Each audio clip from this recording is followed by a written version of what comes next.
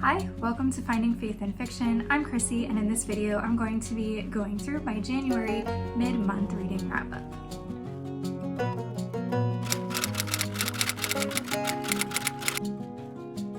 So far this month I have read 5 and almost a half book, so I'd love to go through which books I've been able to read so far in January and what I thought of them. The first book that I started out January with was Sense and Suitability by Pepper Basham. This is one that I have had on at least one TBR in the past and wasn't able to get to it. It was on Kindle Unlimited, so I've had it sitting in my Kindle for several months, and for whatever reason just didn't read it. So I was like, all right, I'm making this happen in January. I'm reading it, it's happening. This is a Regency read by Pepper Basham, which I have not read a Regency by her. I don't know if this is her first, but it's my first from her. If you remember from my 2025 wrap up, one of my favorite books was actually from her, and so I was excited to dive into this book. All right, let me read the overview from the book to tell you a little bit about it. In this clean Regency rom-com, a woman with a scandalous past and an even more scandalous secret swears off love until the man who broke her heart needs her help. What could possibly go wrong? After 2 failed social seasons, her family may think the third time will be a charm, but Emmeline Lockhart just wants to survive with her dignity and singleness intact. She thought she'd found her perfect match in Simon Reeves, charming, handsome, and a veritable hero from a novel, until he vanished from her life without so much as a farewell or my deepest regrets, or even a vague apology scribbled on the back of a calling card. Lesson: never fall for a man known for his charm. Fortunately, and unlike many of the other eligible young ladies of the ton, Emmeline has no need for a husband because she's already found success in her scandalous and very anonymous profession as an author. Why bother with matrimony when she can make her own fortune and write men exactly the way she wants them? If that's not the truth, I don't know what is. But fate, or the misfortune of Simon's reckless patriarchs, has other plans. Simon's once proud estate is in shambles, his family fortune has been gambled away, and the younger, impressionable siblings in his care are running wild across his estate and possibly across all of England. Simon is in desperate need of a wealthy, prestigious bride and a friend. Emmeline may not fit the role of heiress, but she can certainly be a friend. Just a friend. She'll help him find a suitable match, ensure his reputation remains intact, and keeps things strictly platonic, no matter how dangerously appealing his new and improved sincerity and regret may be. There's just one small problem: the undeniable chemistry that still smolders between them. Can Emmeline play matchmaker for the man she's still in love with without losing her heart all over again? And is it possible that some love stories, especially the messy, inconvenient, impossible ones, are worthy of a rewrite? Okay, so for me, this was somewhere between a 4.5 and a 5. I think on Goodreads I rated it as a full 5, but like in my actual rating, I put 4.5 stars. And yeah, this was a really good Regency read. The Regency details were really good. It definitely had like Jane Austen vibes. I would even say it reminded me a little bit of a less smutty Bridgerton, with the Ton and kind of some like Ton humor that was in this book. So that was really well done. Some other things I really liked about this were the bookish elements. Obviously, you heard we have the female main character who is a secret authoress, and that added some fun book elements to it. There was a lot of library scenes, lots of mentions of books and things like that, so I liked that. The male main character, very swoony, very Regency, liked him a lot. Emmeline was also a really good character. A couple of really funny things. There's like some accidental hiding moments, and when you read the book you'll see what I mean. And then I'll just say blast it all. Blast it all had me laughing the whole book, and if you know, you know, and I'll leave it there.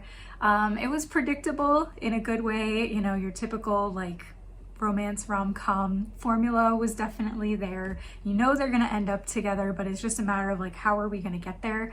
But I thought the how was a really fun journey in this book. It did have light faith content as well, which I enjoyed.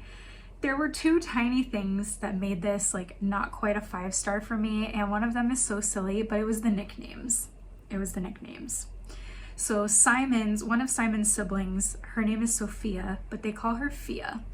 And I don't know why, but that bothered me the whole book, and I would just read it as Sophia because I didn't like it being Fia. I don't know. It just bothered me. And her name was spelled with a PH, but then the nickname was FIA. It's just those little things sometimes that felt like this wouldn't be if this were real life. And then the other sister, her name was Charlotte, and I think they called her Lottie a couple times, but then she was mostly just Charlotte. So it was like the nicknames are inconsistent, and yeah.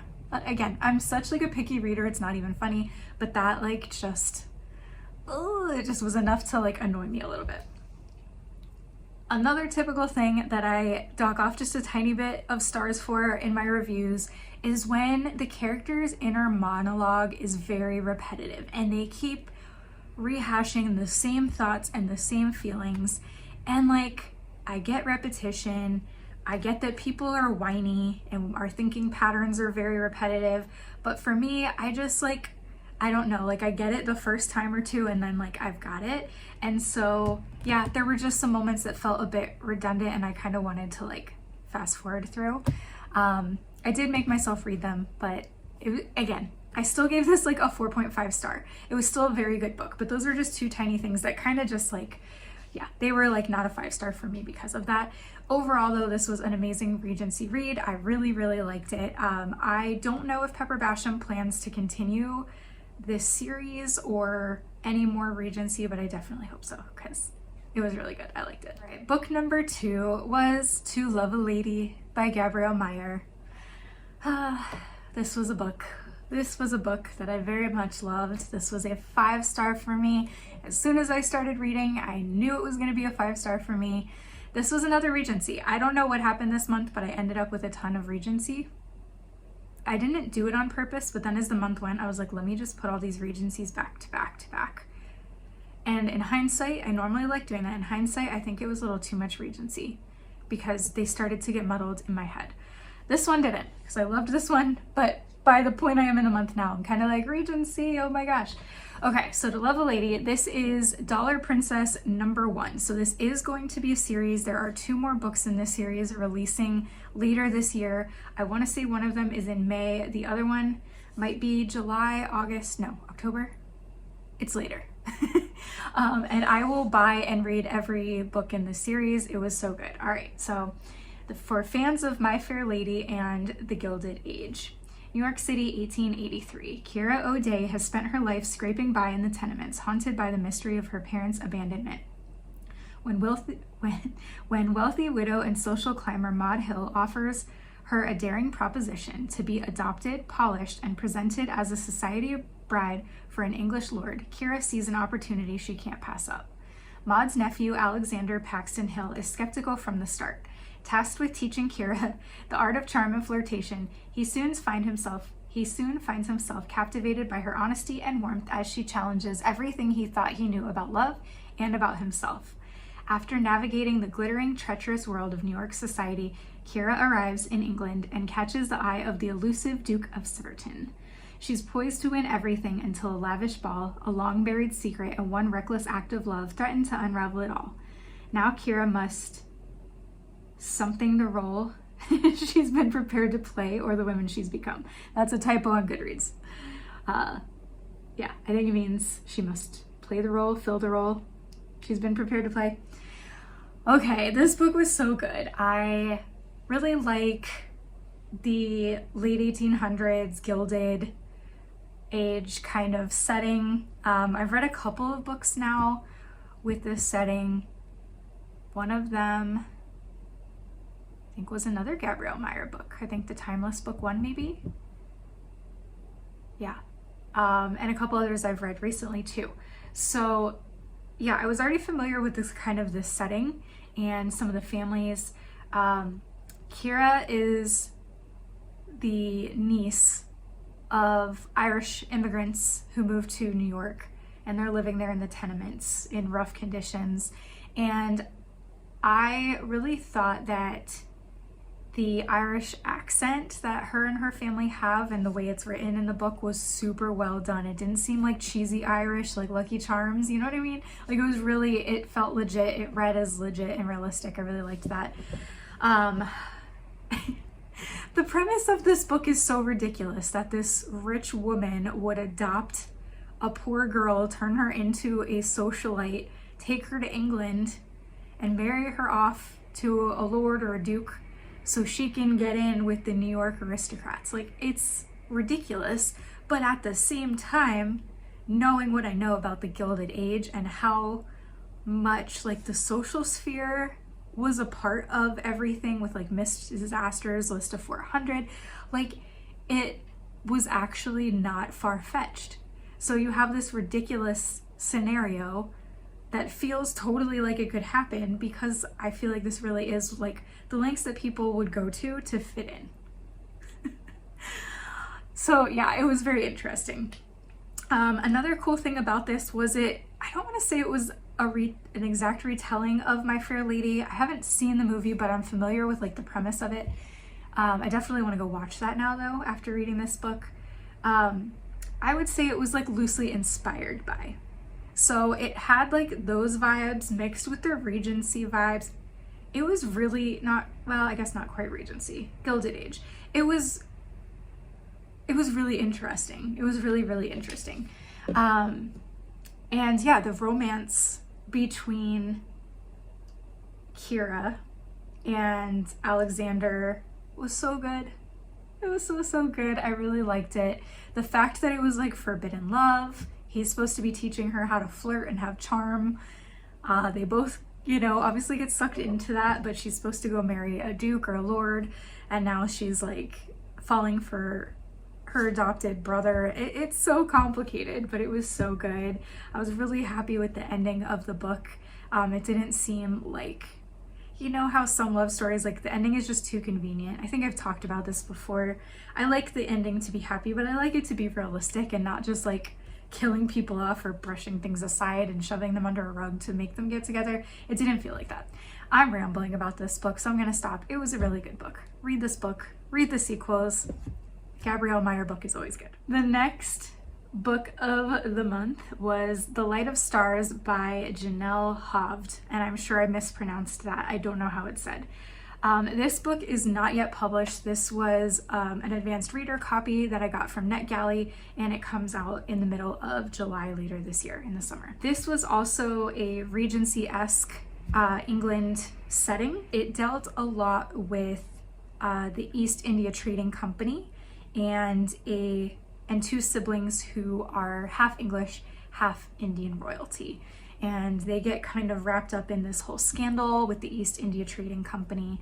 There's also like an arranged marriage between these two families. The main character, Kitty, doesn't like this guy. They'd known each other as kids, and she's like not happy about this marriage. She doesn't want to be married anyway. It's like a whole thing. So it goes from like forced marriage to then marriage of convenience, and then like actual romance after. So it's an interesting progression how the romance unfolds. Let me just read the summary instead of trying to rehash it all. An arranged marriage, a powerful company tainted with corruption, two souls caught between obligation and a longing to find their true calling in this Regency romance set in both glittering London ballrooms and Calcutta street markets. When Kitty Grenville's grandfather announces her engagement to Sebastian Sinclair, she is appalled. She barely remembers the boy she met once as a child, and now he's a man tied to the East India Company, the very organization that tore her and her brother from their mother and home in, I don't know how to say this, Hyderabad, years ago. Unwilling to relinquish her dream of a love match or her passion for astronomy, Kitty is determined to refuse the marriage and find freedom in her own way. Sebastian Sinclair carries the weight of duty and regret. To atone for past sins, he complies with his grandfather's orders to return to England, fulfill a long-standing betrothal, and defend the maligned East India Company before Parliament. Though Kitty makes her disinterest clear, Sebastian is drawn to her intellect and spirit. As Kitty navigates her first London season, her opinion of Sebastian begins to shift, especially when he shields her from scandal. When he's abruptly called back to India, Kitty stuns everyone by marrying him and going with him, hoping to escape her grandfather's control and to find her mother. But the challenges that await in India are greater than imagined. Together, Kitty and Sebastian must confront the legacy of family and empire and decide if a marriage born of obligation can grow into a love strong enough to endure. Okay, so there's a lot going on in this book. Like I said, there's like the forced marriage turned marriage of convenience turned romance. There are very heavy themes and threads of like astronomy and the stars throughout this book. Each chapter begins with a quote from either a book or an astronomer or scripture that has to do with like the stars and the skies. So that was cute. I really liked that. It kind of like tied all the astronomy elements in the book together. Another thing that was interesting about this is that you had some like real historical characters woven into the story. Of course, fictionally, you have the missionary William Carey in India, who played a substantial role with Sebastian's part of the story. You had an astronomer and his sister. I can't remember their names off the top of my head, and they kind of like mentor Kitty, sort of. So that was kind of cool, and I liked that. So there was like a lot of interesting historical aspects going on. I think the scandals with the East India Trading Company are like historical, but I think the two families and how their involvement wasn't necessarily accurate historically. I could be wrong about that though. There was definitely some moderate, I wouldn't say heavy, moderate faith content in the book that was well done. So I ended up rating this 4 to 4.5, and I settled on like, I think I would put it like as a 4.3 if that were like a rating I could give. I would give a 4.3. For me, this was like a pacing issue. So most of the book is spent with them in England, and then they do finally go to India, and there's like this whole mystery of trying to find her mother that she was ripped away from as a child, and very little time and events happen in India. So it was like all leading up to that, but then the India part I felt like moved too quick and wrapped up too quick, and like there wasn't enough time spent on that part for me. So it was like they were front loading all this stuff in England and then rushed us to India and moved through the ending of the book. So that I didn't love. I just wish we had had longer in India to like really dig into some of those parts a little bit better. So that was really my only complaint. Overall, this book was really enjoyable. I liked the historical elements. I did like both of the characters and their romance a lot. Kitty's definitely very feisty. Kind of goes against like the English Rose norm. They mention that a lot, like she's not the English Rose. And yeah, so I definitely would suggest pre-ordering this one for July and giving it a read. This was a new to me author, and I really enjoyed her writing style overall. Okay, the next book was one from my physical TBR, Through Each Tomorrow by Gabrielle Meyer. Yes, I did read 2 Gabrielle Meyer books this month. I did. Now, this is book 6 in the Timeless series, and you're probably thinking, why would you read book 6 if you haven't read book 2 through 5? If you know that. If you don't know that, let me rewind. I have read book 1 in the Timeless series, and now I have read book 6. Why did I not read book 2 before book 6? I don't know. I guess I just wanted, it was sitting on my desk, and I kept looking at it every day, and I wanted to read it. Do I regret reading this one before books 2, 3, 4, and 5? A little bit, but not enough. Okay, let's read what this is about. In 1883, Charles is a poor farmer desperate to secure financial stability for his mother and sister, and he is unsure which of his time-crossing paths he will choose on his 25th birthday. Posing as Earl of Norfolk, he enters the opulent circles of Newport's elite to assist a fellow time-crossing friend, Drew. But suspicions of his identity rise among the upper crust, and his encounters with Drew's intriguing sister further complicate decisions that could impact a lifetime. In 1563, Lady Cecily serves Queen Elizabeth while clinging to the hope that her stepbrother Charles will remain with her in this path. As the true Earl of Norfolk, Charles is deeply entangled in the deadly politics of the court. When he brings Drew, a physician in training, to Windsor Castle to help save the ailing monarch, old feelings for Drew rekindle in Cecily's heart, but her love faces impossible odds under the strict rules of the crown. As their futures hang by a thread, Charles and Cecily race to prevent their web of secrets from unraveling and ensnaring them in an inescapable destiny. What was interesting about this book compared to the other Timeless books? One, the cover, if you've seen the other covers, this one is so different. First of all, you have a male and you have a female on the same cover. Most of the Timeless books have 2 females mirrored on the cover from one timeline and their other timeline. I believe there is one book where the main character has 3 timelines. have not read that one, but I'm pretty sure. So this was really different in that we have Charles and we have Cecily, and they're step siblings in their 1563 timeline. She does not share the 1883 timeline, but then their friend Drew, or Andrew, from 1563 is also in Charles's 1883 timeline. And so you have these two as your technical main characters, but honestly, Andrew / Drew, he goes by Drew in 1883 and Andrew in 1563.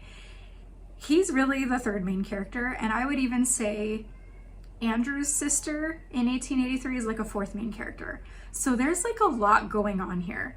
There are quite a few time traveler connections that are made with other characters, time travelers from other timeless books. And even if you haven't read them, it's okay. Like, it explains that so you know. Yeah, there's a lot to unpack here, because normally you have one main character deciding between two timelines which one they're going to choose and stay in and forfeit the other, or at the most they have 3 timelines and they have to choose. This one has multiple time travelers and their stories are all interconnected, and so it complicates the decision for all of them of what they're going to do. Like, none of them can make an easy decision because they're relying on the other's decision. Like, it's just crazy. It's crazy. It was a really good book, as the other timeless book was. For me, book 1 was a 5-star. I did give this one 4.5 stars. And again, there was nothing wrong with it. There was nothing that I didn't like in this book. The first one, I loved both time periods, and I just was really blown away by book 1. The ending was just like crazy. This one was still excellent. The 1883 storyline in this had a lot of connections to the other Gabrielle Meyer book I read this month, To Love a Lady. There was shared research. There was some shared historical elements between the two books. So I kind of love the Gabrielle Meyer, kill 2 birds with 1 stone on that research. She used it here, she used it in To Love a Lady. That did kind of make that aspect, that timeline, feel like more interesting because I had just read about it in the other book. What I will say, without giving any spoilers, is that the epilogue. So the story's done, it had a nice ending, I had no issues with the ending, it was done well. But the epilogue was what really got me. In book 1, the ending was jaw-dropping for me. I did not see it coming, and the ending of this, I kind of figured what was going to happen, and it kind of did settle that way. But the epilogue is what got me. In the epilogue, you realize that there's a connection between this guy and a time traveler from another book. I'm not going to say which one because I don't want to ruin it. And the whole time I'm reading this, I did not make that connection. But I was like, oh my gosh, whoa.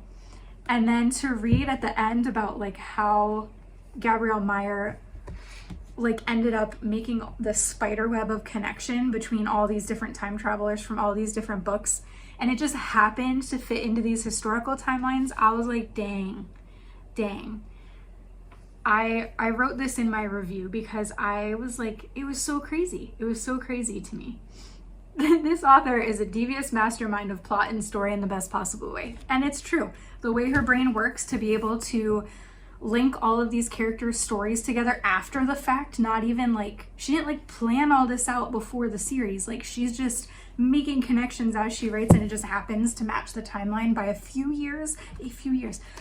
Wow, okay, yep. Great book, read it. One thing I will say, these can be standalone books. You can read them out of order. What I realized after reading book 1 and now 6 is that I think the reading of each book will be richer if you read them in order.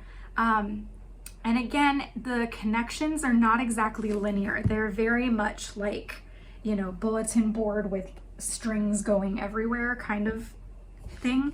But I do wonder if reading them in order, the connections would make more sense. Maybe not. I don't know. That's my guess. So I'm going to go back to book 2 next. I did DNF it in the fall for personal issues, nothing to do with the book. I didn't want to read that particular content at that exact moment. So it wasn't a true DNF, it was like a pause and let's restart. I do want to get back to that like in March. So I'm probably going to pick back up with the series in March. Read it. Read it. It's so good. The next book that I read in January is The Duke's Sacred Vow. And this is by Isabel Jacobs. I found this book on 𝐵ooksirens. I haven't read very many ARC books from �Booksirens, but this one was Regency, and I had signed up for it back in December, and I realized midway through January, I was like, oh, you know what, I need to read that, because like I said I was going to. And it happened to be Regency, so it was like all of these books that I'm reading are like have Regency time periods in them now, which was kind of funny. So yes, this was another new to me author, Isabel Jacobs. I have not read any of her books before. This was an ARC book that I received the Kindle version in exchange for a review. I gave this one 4 stars, and I'll explain why. Let me read the description real quick. It's a little bit long, so I'll try to keep it short. Betrayed by her betrothed, she flees to a stranger. Haunted by his past, he offers salvation. Can 2 wounded souls find healing in each other? A wronged debutante and a disillusioned duke enter into a marriage of convenience, only discover that trust, grace, and healing can grow even from the ashes of betrayal. Miss Annabelle Ridley learns of her fiancé's shocking betrayal. She knows she cannot proceed with the match, even if it means defying her father's wishes and igniting scandal. Trapped between duty and danger, she flees to the one man powerful enough to help her, the Duke of Malmesbury, a stranger with a formidable reputation and a surprising offer. Philip Markham, Duke of Malmesbury, has spent years hiding from heartache and mistakes he cannot undo. When a determined young woman arrives on his doorstep, desperate and brave, he seeks an opportunity to do one thing right. He proposes a marriage of convenience to protect her, but as they draw closer, he finds himself yearning for more. There's a little bit more, but I'll leave it there. This book started out and I was like, oh, I'm really gonna like this book. I was immediately hooked into the story. The Regency aspects were so good. This one, this is interesting. This one reminded me less of Jane Austen and Bridgerton, and somehow gave Downton Abbey vibes. That show's not even Regency. It's like past Regency. But for some reason, I got those vibes. I don't know. Anyway, that's neither here nor there. That's just like what it reminded me of somehow. I liked the characters. I liked Annabelle. I liked Philip. And the way they got together was really interesting. So she basically shows up at his door and is like, hey man, I'm betrothed to your cousin. He betrayed me. I don't want to marry him. Can you talk him out of this? And instead of just helping her, he's like, I'll do you one better. I'll marry you. And he plays like this hero, right? Who's gonna like protect her from his messed up cousin. And they get married, and things start unfolding, and you start kind of seeing his real motives for why. You learn pretty early on they're both attracted to each other, but they're trying to pretend they're not because it's supposed to be a marriage of convenience. So they're like, oh, can't let on that I actually have romantic feelings. But you learn some stuff about his past, and it ends up kind of muddling things in their new marriage. And yeah, he does some dumb things, she does some dumb things. At the end, they get it together and live happily ever after. There's some other side characters who have like side plots in the story. There's her father, who he's in and out of the story, not heavily featured. Her brother is like MIA, hasn't talked to her in years. So there is a storyline that comes in with him towards the end of the book. You have the previous fiance, who is also the cousin of Philip, and so there's multiple conflicts with him that get dealt with throughout the book. He ends up, I believe, being the main character in book 2, so his story continues. And then Annabelle's like maid or housemaid from her father's house ends up following her to the Duke's house, and there's like a cute little funny like side plot with her that was adorable. And again, I don't know what it was about this book, but the maid reminded me so much of Mrs. Patmore from Downton Abbey, who's a kitchen like she's the chef, like the kitchen cook or whatever. And this lady's not, but I just got Miss Patmore vibes from her. And I like that character, so that was like a fun connection. The reason why I gave this book 4 stars, and again, this is me being like such a nitpicky, obnoxious reader. The book was good. The writing overall was good. This book had heavy faith. And you're probably like, Chrissy, you review Christian fiction, isn't that a good thing? Yes, but, yes, but I like heavy faith content in a book when it's done in a way that just blends in seamlessly and it doesn't feel like it start and stops the story. For me, and again, I believe this was the author's first book, so maybe this gets better in the sequels. I don't know. The faith mostly took form of like short little prayers and like thinking and reflections of the characters. So it was like heavily a part of their inner monologue throughout the story. And I've read Christian fiction books where that is done. And like I said, it blends right in and it just makes so much sense and it flows really well. For me, it was so much like, and it was repetitive and it felt redundant and it felt like pause story, faith, resume story, faith. And it felt choppy to me. And what's funny is that the other reviews on Goodreads really liked how it was done and they liked the heavy faith and how it was like portrayed. So this could be very much just my personal own weird little thing and preference. So if you like heavy faith and you really like it being like so heavily, you know, woven into the story and how the characters like think and speak, then you might absolutely love this. You know, maybe, I don't know, maybe if you're somebody who like prays all the time throughout the day, that would feel very natural reading that. Maybe that's an area of growth for me, and so it felt bad to me because I don't do it.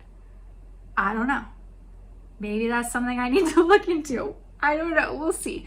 So I gave the Regency storytelling 5 stars, the romance 4.5 stars, and the faith 3.5 stars. So that averages out at about 4, a little over 4. So 4 stars rating for me.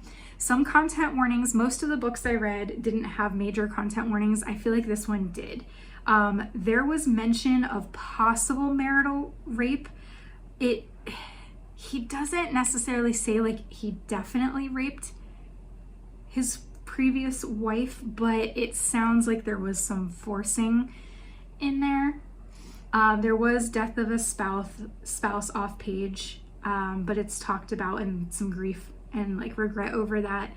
There is cheating and betrayal from Annabelle's previous fiance, and then suspicion of affairs. So those are a couple content warnings I would throw in, just because some of those things can be a big deal for people. So putting that out there. Those are the 5 books that I have read so far in January. I am about 40% through my next book, which is The Belle of Chatham, by Laura Frantz, and this is a new release. It just literally came out yesterday, so I've been checking my Kindle. Is it there? Is it there? Is it there?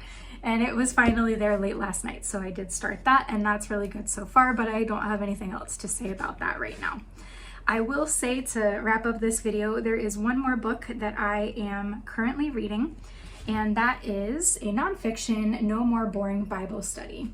This is by Faith Womack, and I did mention this, I believe, in my 2025 wrap-up video, where I talked about like some of my goals and intentions for 2026. And this is actually part of a book club that I am doing by simply_Bible on Instagram. Each month there's a different nonfiction Christian book along with some other elements to it, and this is the nonfiction book for January. I am about 43% of the way through this. I'm a little bit behind. I need to start chapter 9. I think there's 16 chapters and the month is over in 10 days. So I have some reading to catch up on, but I'm also trying to like highlight, take notes.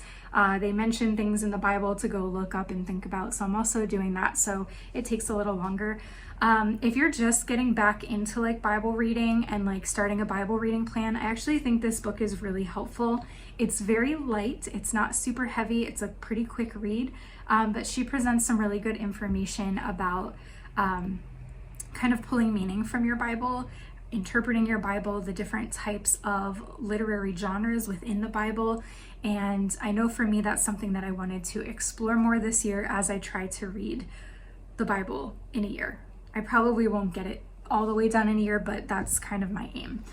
So I'm doing this alongside of my Bible reading from Daily Grace Co., The Story of Redemption.